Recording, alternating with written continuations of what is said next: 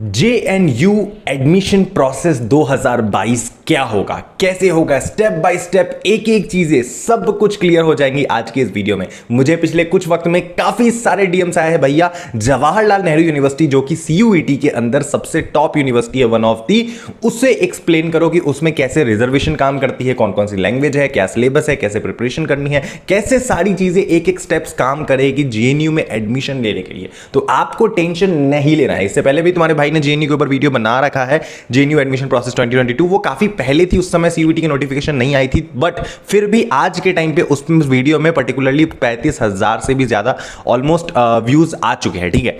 But ये जो video होगी ये काफी डिटेल्ड होगी, क्योंकि इसमें हमारे पास JNU की ऑफिशियल प्रोस्पेक्टस भी है, JNU की तरफ से सारी नोटिफिकेशन है, ऑफिशियली 2022 के लिए CUET की सिलेबस है, एवरीथिंग। तो आपको कुछ नहीं करना है, बस वीडियो में एंड तक बने रहना है। अगर आपको ये वीडियो पसंद आती है तो वीडियो को लाइक शेयर सब्सक्राइब जरूर करना, और अगर नहीं पसंद आती है तो डिसलाइक कर दो, अनसब्सक्राइब कर दो, कुछ भी करो, बस कुछ करने का कष्ट करो मेरे चैनल पे, दैट्स इट। ओके, तो सबसे पहली चीज जो मैं आपको बताने वाला हूं JNU के बारे में। अगर आप एक अंडर ग्रेजुएट लेवल के कोर्स में अप्लाई करना चाहते हो, BA लेवल की, तो आपको बताओ कि JNU अकेला एकमात्र ऐसा भारत का यूनिवर्सिटी है जो कि फॉरेन लैंग्वेज के लिए सबसे ज्यादा पॉपुलर है अंडर ग्रेजुएट लेवल में, आपकी ग्रेजुएशन लेवल में। हाँ, और भी यूनिवर्सिटी है जहां पे आप फॉरेन लैंग्वेज के कोर्स कर सकते हो, Russian, French, German, Spanish, but specially JNU इस चीज के लिए टॉप है, बाप है सारी यूनिवर्सिटी का फॉरेन लैंग्वेज के डिपार्टमेंट में। ओके, तो यहां पे आपको 10 अलग अलग फॉरेन लैंग्वेज देखने को मिलते हैं जिसमें आप अपनी ग्रेजुएशन कर सकते हो। कौन कौन सी मैं आपको बताया था, फटाफट से सुनो।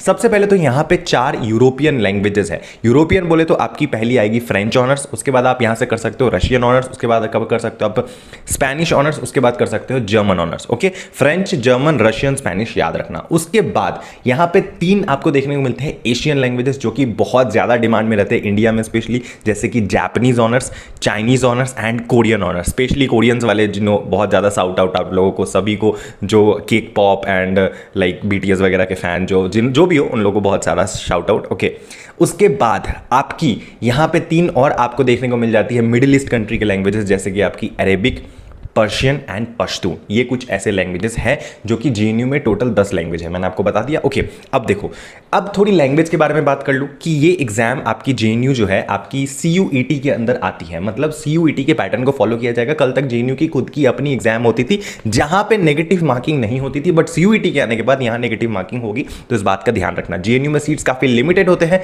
सारे ही लैंग्वेजेस में 35, 30, 40 के आसपास ही सीट्स रहते हैं, वो भी ST, SC, OBC depending on your reservation caste category. तो यहां पे कंपटीशन काफी टफ होता है। JNU भारत की एक ब्रांड है। मैं आपको बताऊं, JNU मेरे लिए काफी लकी है, स्पेशली क्योंकि मैं JNU में कभी पढ़ा नहीं हूं, बट मैंने अपनी चैनल की शुरुआत JNU के टॉपिक से ही करी थी, एंड मुझे जो इनिशियल रीच मिली थी वो JNU से ही मिली थी। काफी सारे बच्चों को मैंने पिछले साल खुद की तरफ से फ्री ऑफ कॉस्ट में JNU एग्जाम निकालने के लिए फ्री ऑफ कोचिंग प्रोवाइड कराने की कोशिश करी थी। तो तुम्हारे भाई का JNU से अलग ही प्यार है लेवल का। ओके, JNU ने मुझे बहुत कुछ दिया है इनडायरेक्टली। ओके, ठीक है, अब आगे बढ़ते हैं। यहां पे आपको बता दूं कि इस एग्जाम को क्रैक करने के लिए आपको सिलेबस क्या प्रिपेयर करना पड़ेगा। ऑब्वियसली आपने CUET के फॉर्म में JNU फिल करा होगा, एंड जो भी डोमेन्स वगैरह सिलेक्ट करें, मैं आपको बता देता हूं। JNU की जो एलिजिबिलिटी है, सिलेबस है एग्जाम की, वो है कि आपकी सेक्शन 1 में से इंग्लिश से आएगी क्वेश्चन, एंड जो सेक्शन 3 होगी जनरल टेस्ट से आपको क्वेश्चन आएगी। यह है JNU की ऑफिशियल सिलेबस। मतलब अगर आपको JNU को एग्जाम में देना है तो आपको एग्जाम CUET के एग्जाम में इंग्लिश लैंग्वेज की एक टेस्ट देनी पड़ेगी, एंड एक GT जनरल टेस्ट की एग्जाम देनी पड़ेगी। मतलब सेक्शन 3 अटेम्प्ट करना पड़ेगा। डोमेन आपको अटेम्प्ट करने की कोई भी जरूरत नहीं है, तो डोमेन सेक्शन को आपको छोड़ देना है, सिर्फ section A and section C। Okay, तो यहां पे भी थोड़ा सा मैं क्लियर कर दूं कि एग्जैक्टली सेक्शन A के अंदर क्या आएगा।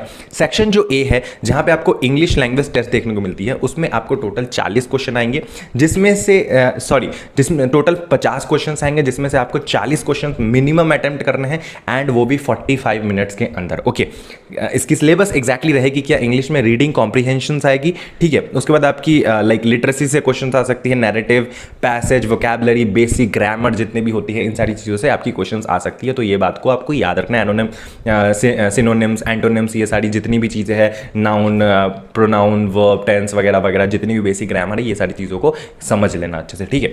एंड जो बात करूँ मैं जनरल टेस्ट की, तो टोटल 75 क्वेश्चन आएंगे, जिसमें से आपको 60 क्वेश्चन अटेम्प्ट करने पड़ेंगे जनरल टेस्ट के लिए। तो जनरल टेस्ट की बेसिक सिलेबस होती है, जैसे GK होती है, mental ability, numerical ability, quant reasoning, logical reasoning, ये सारी जो बेसिक चीज़ें होती है, क्लास 8 तक के लेवल की जो रीजनिंग वगैरह होती है, ये सारी चीज़ें आपकी जनरल टेस्ट में आएगी।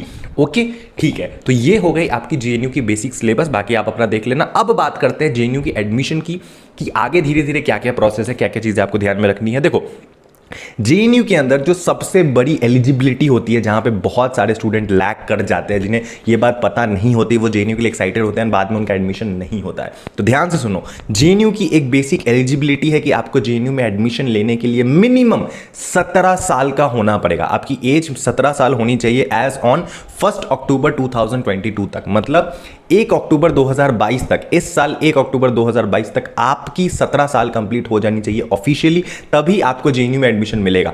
मैटर नहीं करता अगर आपने एग्जाम भी क्रैक कर लिया, फर्क नहीं पड़ता है, कोई फायदा नहीं अगर आपका 17 साल नहीं कंप्लीट होगा 1 अक्टूबर तक। तो आपको ये बात ध्यान में रख के जेएनयू के लिए प्रिपरेशन करना है। जेएनयू इस चीज को लेकर काफी ज्यादा स्ट्रिक्ट है। ओके, नेक्स्ट जो बात है कि जेएनयू में एक चीज होती है P1 and P2 category. JNU में देखो, जेएनयू में ना बहुत सारे रिजर्वेशन भर भर के, इस बात को अपने दिमाग में याद रखना, जेएनयू रिजर्वेशन बहुत सारी। ओके, तो P1 एंड P2 कैटेगरी नाम की एक रिजर्वेशन है जो कि जेएनयू में स्पेशली काफी ज्यादा पॉपुलर है। क्या है मैं बताता हूं।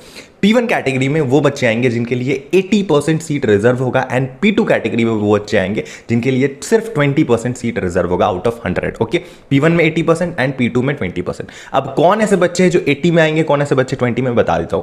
P1 कैटेगरी में वो बच्चे आएंगे स्पेशली जो अपनी क्लास 12th की एग्जाम इस साल पास करेंगे, मतलब 2022 में पास करेंगे, या तो उन्होंने पिछले साल 2021 में पास आउट करा होगा। उनके 12th के पास करने में मैक्सिमम 1 ईयर का अगर गैप है, मतलब किसी ने 2021 में ही सिर्फ पास करा है और अभी एग्जाम दे रहे हैं फिर से, मतलब अभी 1 साल का उनका गैप है 12th के बाद, तो कोई दिक्कत नहीं है, आपके लिए 80% सीट रिजर्व है। अगर आपने इस साल भी पास करा है तो भी आपके लिए 80% सीट है। बट अगर आपका 2021 से भी पहले, मतलब 1 साल से ज्यादा का गैप है, उससे पहले के पहले आपका 2 साल 3 साल 4 साल 12th के बाद गैप है, तो आपको P2 कैटेगरी में जाना पड़ेगा। आपके लिए सिर्फ और सिर्फ 20% सीट रिजर्व रहेंगी। तो कट ऑफ लिस्ट जो आएंगी दोनों के लिए अलग अलग आएंगी, P1 एंड P2 कैटेगरी के लिए। तो ये चीज आप अपने अकॉर्डिंगली देख लेना। ओके, अब डरना नहीं अगर आप P2 कैटेगरी में आते हो, आपको बस कट ऑफ क्लियर करना है, दैट्स इट। ओके, उसके बाद जो आती है आपकी नेक्स्ट रिजर्वेशन, वो है क्वार्टाइल डिस्ट्रिक्ट। क्वार्टाइल डिस्ट्रिक्ट नाम की एक रिजर्वेशन आपको मिलेगी जो कि आपको जेएनयू के प्रोस्पेक्टस में मिलेगी। मतलब अगर आप किसी ऐसे डिस्ट्रिक्ट में आते हो जो कि जेएनयू के क्वार्टाइल लिस्ट में आती है, तो आपको उसके पॉइंट्स मिलेंगे, उसके मार्क्स मिलेंगे।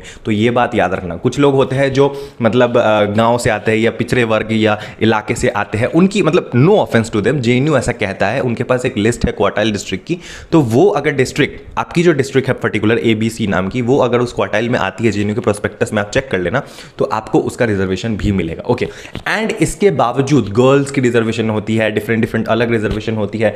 तो ये कुछ रिजर्वेशन है जो कि जेएनयू में भर भर के है। ओके, आगे मैं अगर आपको बता दूं कि यहाँ पे कट ऑफ किन लैंग्वेजेस की ज्यादा होती है, किन की कम होती है, तो देखो जो मिडिल ईस्ट कंट्रीज के लैंग्वेजेस है, जैसे कि आपकी पर्शियन, पश्तून, अरेबिक, इनकी cut off comparatively like Asian and European से कम होती है। तो ये बात आपको याद रखना। अगर आप एक ऐसे स्टूडेंट हो जिसे सिर्फ और सिर्फ जेएनयू में सिर्फ एडमिशन चाहिए, जेएनयू का कैंपस में जाना है कैसे भी एनी हाउ, तो आप जो पर्शियन, अरेबिक, पश्तून है, ऐसे लैंग्वेजेस को टारगेट कर सकते हो, आपको इजीली एडमिशन मिल जाएगा। ओके, कोई दिक्कत नहीं है। तो ये कुछ ऐसी बातें थी जेएनयू के बारे में जो आपको बताना जरूरी है। बाकी आपकी चाइनीज हो गई, जापानीज हो गई, जर्मन हो गई, रशियन हो गई, इनकी कट ऑफ कंपैरेटिवली हाई रहती है। ओके, तो ये सारी बातें अपने मस्तक में, अपने दिमाग में बिठा लेना। एंड मैं चाहता हूं कि आप इस वीडियो को कुछ दिन बाद, कुछ महीनों बाद इतना प्यार दो कि ये वीडियो लाखों व्यूज क्रॉस कर जाए। Hope so, touchwood. ओके, बस आपकी बस एक कष्ट कर दो, चैनल पे नए हो तो सब्सक्राइब कर दो, पुराने हो तो लाइक कर दो, नए पुराने दोनों हो तो जो करना है करो, नहीं पसंद आई तो डिसलाइक करके अनसब्सक्राइब कर देना,